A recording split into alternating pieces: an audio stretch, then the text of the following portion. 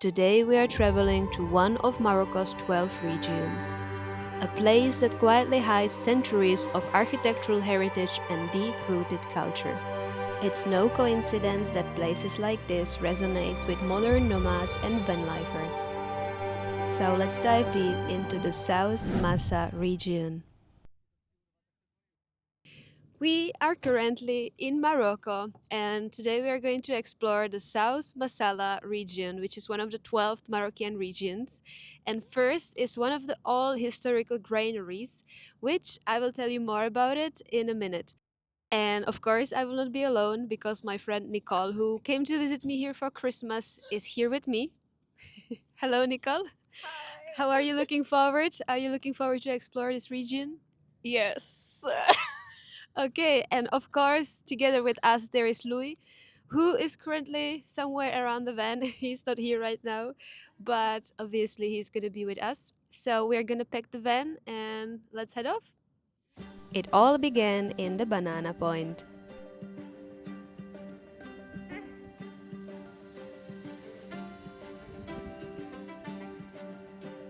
So we are currently in Banana Point where we've been sleeping overnight, and it's close to Tamrat city. And I really love this place because there's so many cafes and so many places, restaurants where you can go, and lots of people from Europe who surf a lot.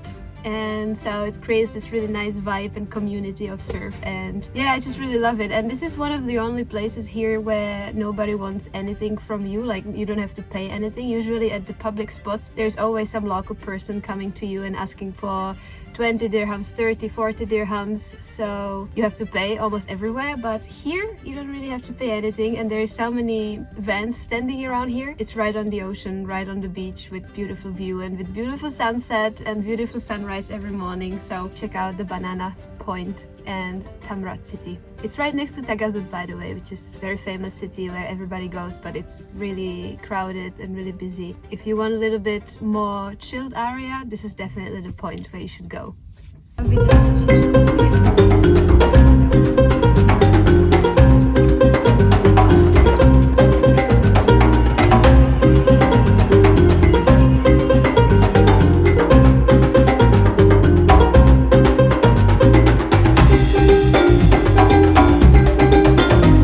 We are having a quick stop to take some diesel because my tank is almost empty. And here the guy is putting the diesel on. They are really kind here.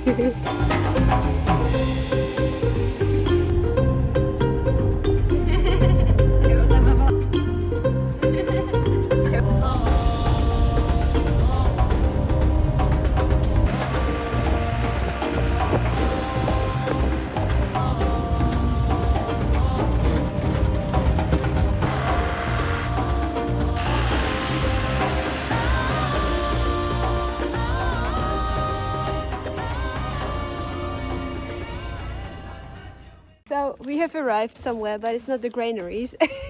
Apparently, it was on the Google map as the graineries, but we have to drive. Kasba. This is Kasba. This is Kasba, so I will find out about what it is. However, we have to drive afterwards with the van to another parking, which is like 1 minute from here, and there is the graineries. But right now we are going to see Kasba. Okay, so we actually did arrive to the right place, as we found out later, and this Kasbah house is part of this whole architectonical complex. Yes, including granaries as well, but we will get to that later. As first stop, we visited Kasbah. Unfortunately, the local guy didn't speak English, so we were trying to understand each other with mimic, hands and human language, and I did research about this place afterwards. Kasbah was not just a house, it was a stronghold. The word Kasbah comes from the Arabic word kasaba, meaning a fortress or a citadel, the heart of power and protection. Built from earth, clay and stone, Kasbah were designed to guard families, wealth and the trade routes that once crossed this land. Inside these thick walls lived local rulers, merchants and their communities. People who needed safety in the world shaped by rival tribes and harsh nature.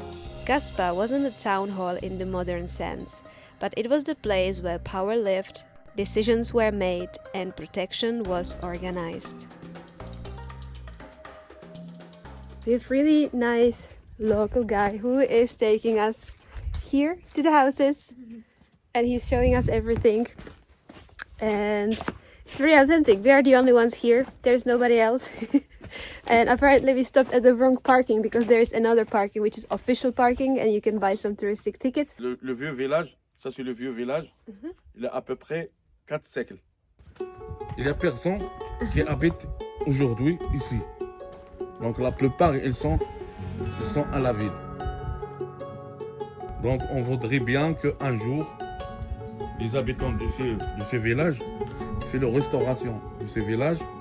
En même temps, ça doit être un musée berbère, maison berbère.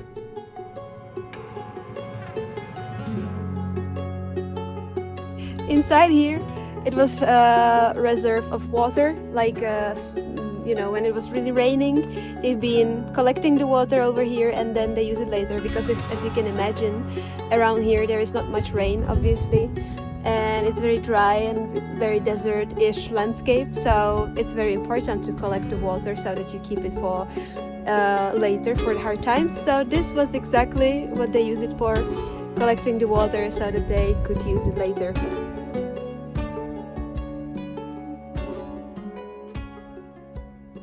I love these historical buildings and explorations because it always gives you the feeling of how people lived. And I don't know how about you, but I can always like kind of get into the feeling of how it used to be before when really people lived here, and you know what was their daily habits, what they did. And I imagine people walking through these doors and really living here.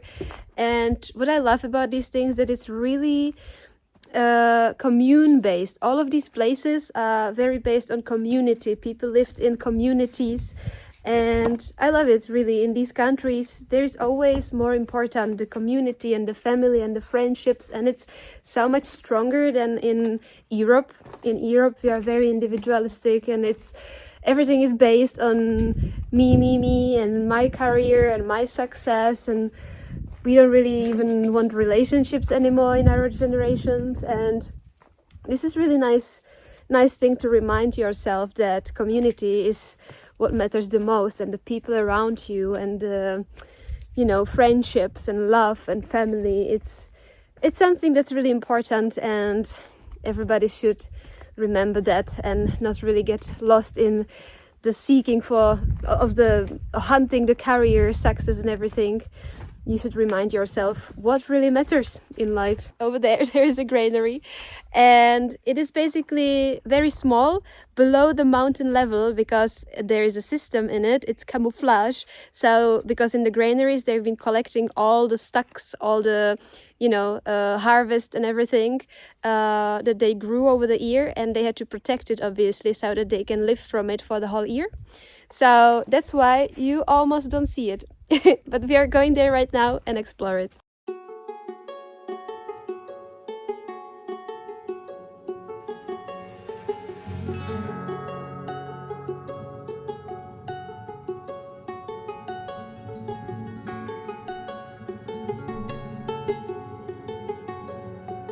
Life in these villages was never easy, but it was deeply intentional, communal, and perfectly adapted to the land.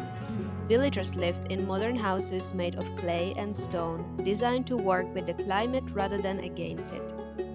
Daily life followed the rhythm of nature. Mornings were spent working the fields or tending animals, afternoons were quiet and shaded, and evenings were for shared meals, stories, and prayers. Women played a central role in sustaining daily life, preparing food, preserving crops, weaving textile, and passing down traditions. Men focused on construction, protection, and trade. But above all, life was collective, not individual.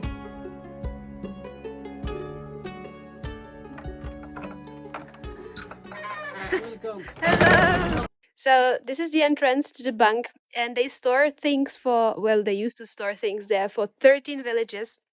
And they store there, for example, gold, silver, but also honey, grains, all sorts of things that they harvested. So it was also very strictly protected, which the security was usually over here, I think, right? Over like the security. 5 watchtowers, yeah. Okay, there is lots of watchtowers, and all the way here they've been obviously watching if there is not some thieves coming in.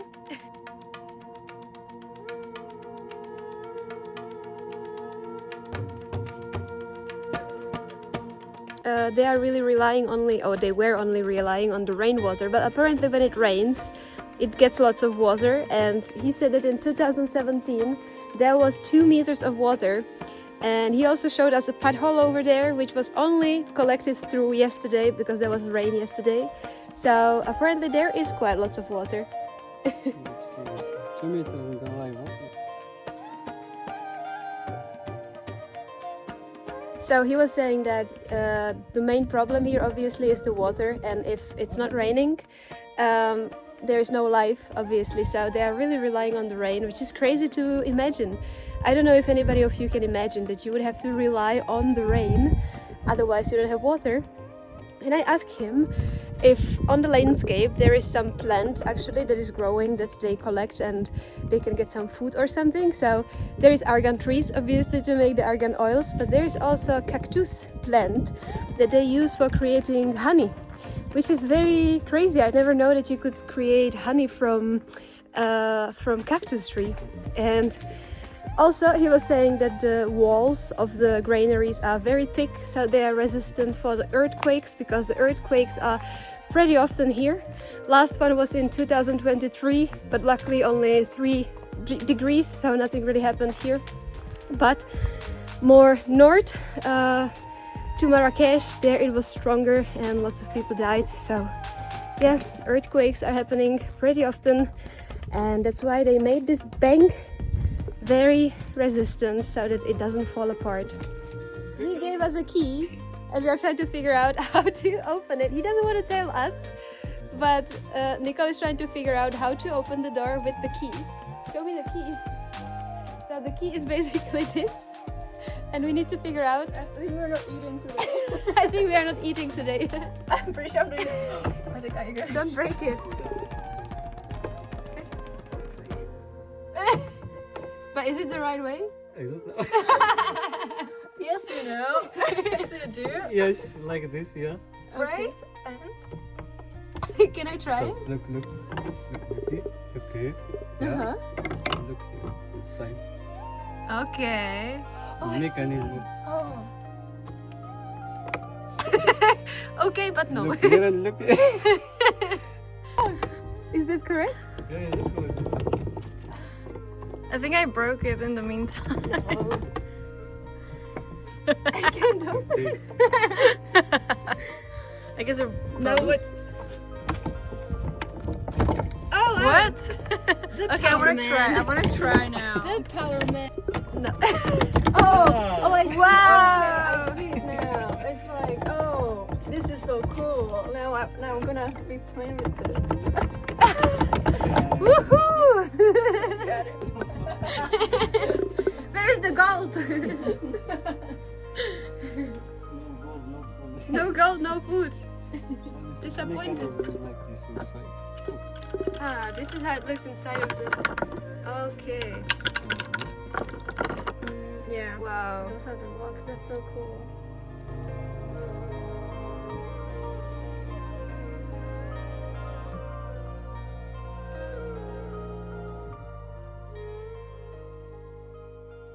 So we are in the graineries right now in the bank, and you can see there's lots of doors, and each family usually had one door to store their things. These things are actually stairs where you walk to the doors, and each door is having a little tiny hole. I don't know if you can see it, for the cat. And I let you think about why the cat actually should be there, why they leave the hole for the cats. Write me in the comments, and I will respond on that in the next video.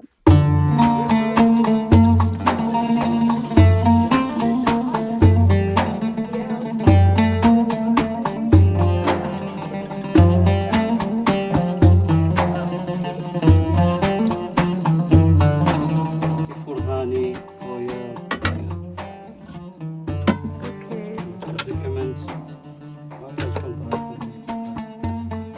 Silva, woman. They store everything here. Yeah. How long does it usually last? Is it for 1 year always, the storage? It's possible 5 years. Okay. Money. Whoa, is there still some money? Everything gone. Mariage clothes, everything is possible. And then on top for barley, ventilation, barley. Oh, okay. The granary was far more than a storage building. It was the heart of the village, a shared vault, place of protection, memory, and collective responsibility. Built from stone and earth and often positioned high above the valley, it safeguarded what mattered most. Each family owned a small, locked chamber inside. These rooms stored grain, oil, dry fruits, seeds, and sometimes documents, jewelry, or symbolic family objects. During the time of conflicts or uncertainty, granier ensured the survival of the entire community. Oh. So, and how many times?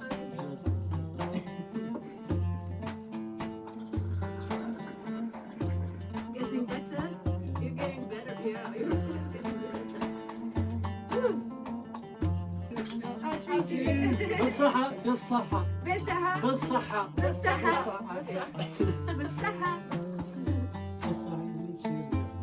Before I work in Casablanca, 8 years ago. Whoa, what did you do? Boulangerie, Where did you? yeah, pâtisserie, yeah, pâtisserie Pastry. Pastry. Like pastries or for bread. and bread. Wait, yeah, pastry. Yeah, Wow. like bacon. Yeah. Yes, I, oh. a total of 16. Yeah. Scientific. So this was really lovely visit. It was such a sweet guide, and he told us everything about it, also everything about how people live here. He's actually living in one of the near village that is down there. We saw it on the previous video, and it was really warm. It was really warm, and this is exactly what I was looking forward so much when I traveled, to really connect with local people like this, and it happened. So I'm very happy. And he then served us a tea, and his sister made this delicious food. She baked it. It was like something, I don't know exactly how to explain it, but it was baked, it was sweet, it was with honey, and it was perfect snack because we were already getting very hungry with Nicole, so it was perfect snack with the tea. And overall, I'm absolutely amazed. He also gave us some tips what we should visit in this region next. He showed us another city which is really beautiful, but it's like 2 hours drive from here, more south, and I have to stop for a bit because I cannot breathe. He basically he gave us a tip what we should visit next from here. There is really nice city called Tafrat, I think, if I say it right, and he showed us all the spots that we should visit in the city. There's also some Berber museum and some viewpoints. It's really beautiful, but it's 2.5 hours drive from here, even more south. And the thing is that in 3 days we need to be in Agadir, where Nicole is flying back home, and then it means we would have to drive 4 hours back. And I'm not sure if we are gonna drive that much, but let's see. Let's see. We're gonna talk about it now, and let's see. But it's definitely worth to visit a city, Tafraut. You can Google it. Really beautiful. And this whole visit was perfect. We are now going back to the van, and we will head off and drive to another location.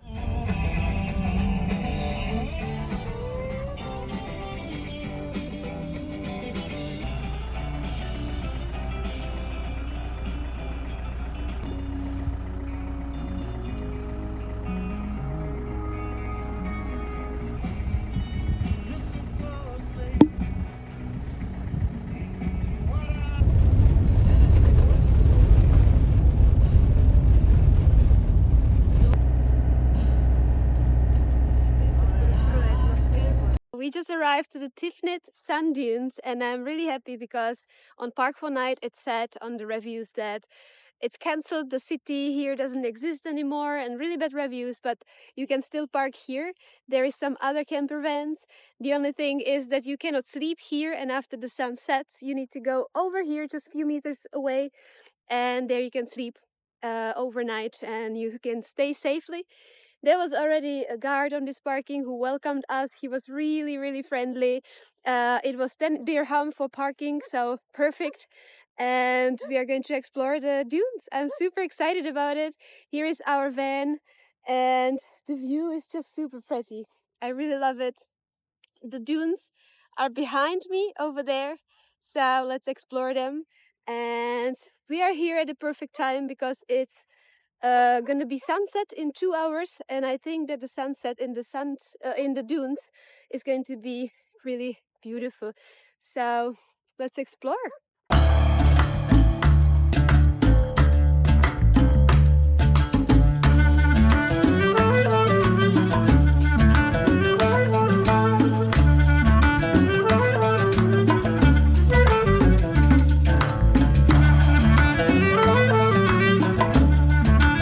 So there is a guy who got stuck with his motorbike in the sand, so we will ask him right now if he needs some help, because he's alone and it seems that the motorbike is really heavy for him.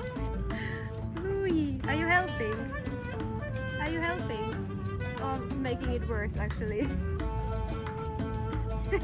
So the world is really small. In the middle of this desert we met a friend that I've met already in Tagazut before, a couple days ago. And I just saw a guy that from the distance who got stuck on the motorbike in the sand, and I came closer to ask him if he needs any help, and it was actually friends that I already met before. So that's funny, the world is really small.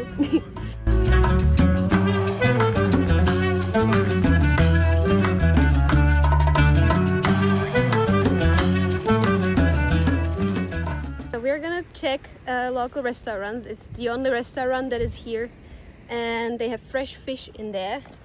And let's see, because on Google I was reading that there is this only restaurant that is fake kind of thing, and that they ask for lots of money. So, but right now I saw lots of people in there, so I don't know, let's see how it is. Because in Morocco in general, whatever you read on Google, it's not really meaning that it's true, because things here are changing very quick and things here are modernizing very quick. So it depends, let's see.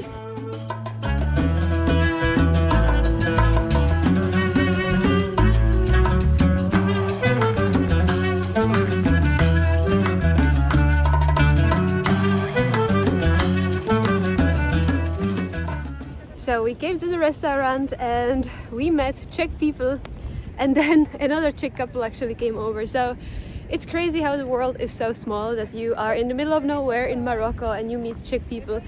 And we had really lovely dinner together, and right now they're exploring with us the dunes because the sun is setting down currently.